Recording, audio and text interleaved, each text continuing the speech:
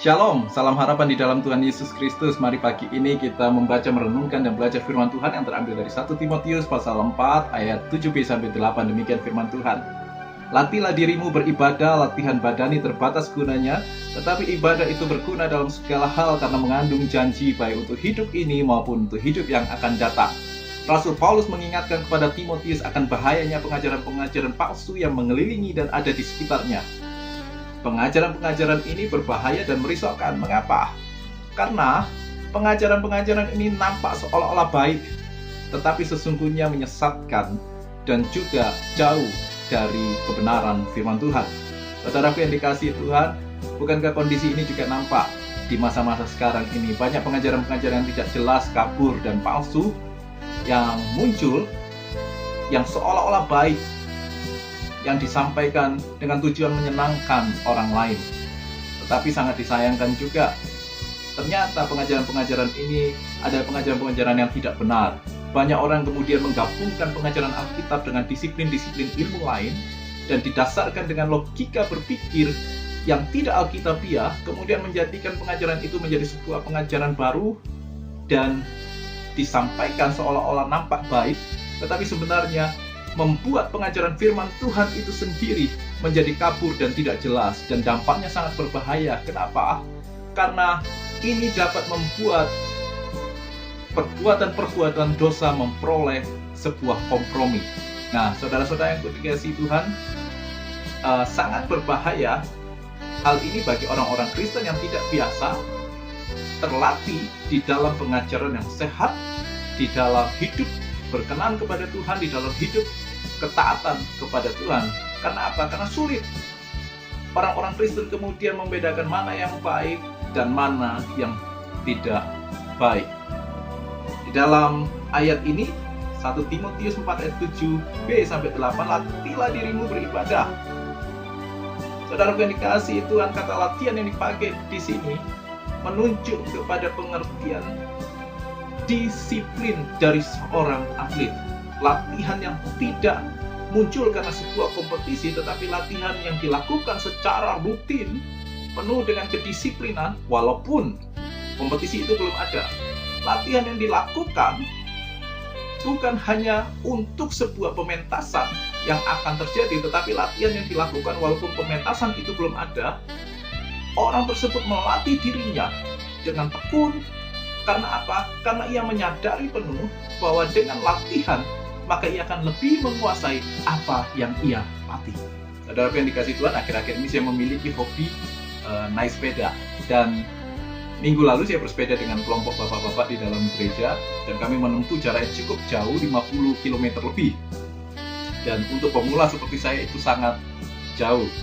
Akhirnya saat pulang, saat saya harus melintasi sebuah jalanan yang menanjak di atas tol, akhirnya saya turun dan menuntun sepeda saya.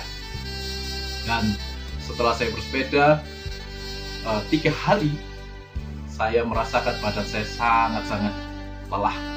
Kaki, dada, punggung, semuanya berkaitan lengan, semuanya terasa sakit. Karena apa? Karena saya tidak biasa melatih diri saya untuk jarak yang cukup jauh tersebut. Kawan saya yang ke kantor kemarin naik sepeda berkata bahwa dia menempuh jarak dari rumah ke kantor tidak terlalu jauh.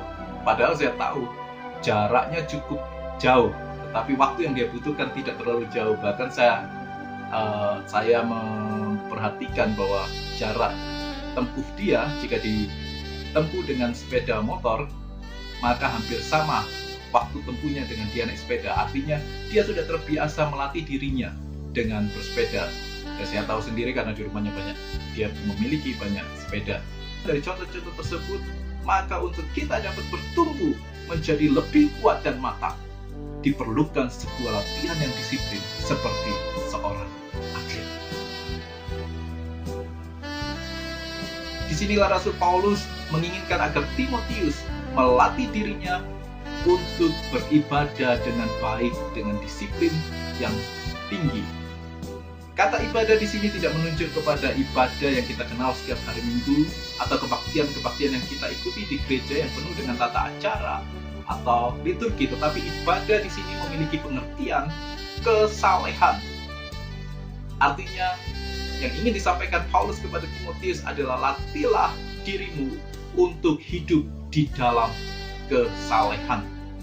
Saudaraku yang dikasihi Tuhan, kita dituntut dan diperintahkan untuk hidup di dalam kesalehan, untuk hidup di dalam hidup yang berkenan kepada Tuhan, untuk hidup di dalam ketaatan kepada Tuhan, memiliki kehidupan yang berkenan kepada Tuhan dan hidup di dalam kesalehan bukanlah sebuah perkara yang mudah. Oleh karena itulah Rasul Paulus menekankan di sini, latihlah. Kata latihlah sangat penting, karena tanpa latihan kita sulit untuk hidup di dalam kesalehan. Membangun sebuah kebiasaan yang baik dan positif dibutuhkan latihan yang disiplin. Saudaraku yang dikasihi Tuhan, kita akan semakin hidup di dalam perbuatan dosa jika kita tidak disiplin dalam melatih diri kita untuk tidak hidup di dalam dosa. Seorang dosen musik saya dulu pernah berkata, kalau kamu ingin bisa memainkan alat musik dengan baik, hanya ada 3 cara. Yang pertama adalah latihan, kedua latihan, ketiga latihan. Artinya apa, saudara? Hal ini saya ingat sampai sekarang, bahwa latihan itu sangat-sangat penting di dalam kita jika kita ingin menguasai sesuatu dengan baik.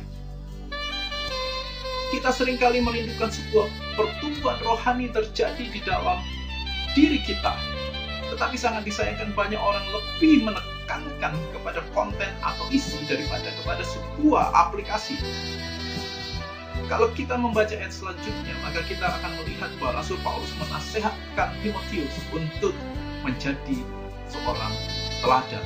Artinya di sini adalah bahwa Rasul Paulus ingin mengajarkan bahwa penerapan terhadap firman Tuhan tidak kalah penting dari pengetahuan terhadap firman Tuhan. Saudaraku yang dikasihi Tuhan, hari ini kita diingatkan oleh firman Tuhan bahwa orang yang bertumbuh dalam kesalehan adalah orang yang memiliki pengetahuan dan penerapan firman Tuhan dengan baik dan benar. Untuk hidup dalam kesalehan, hidup berkenan di hadapan Tuhan, hidup yang taat kepada Tuhan, harus diperlukan sebuah latihan yang disiplin, terus-menerus, dan semangat pantang menyerah. Kiranya firman Tuhan pagi ini boleh memberkati kita semua. Tuhan Yesus memberkati.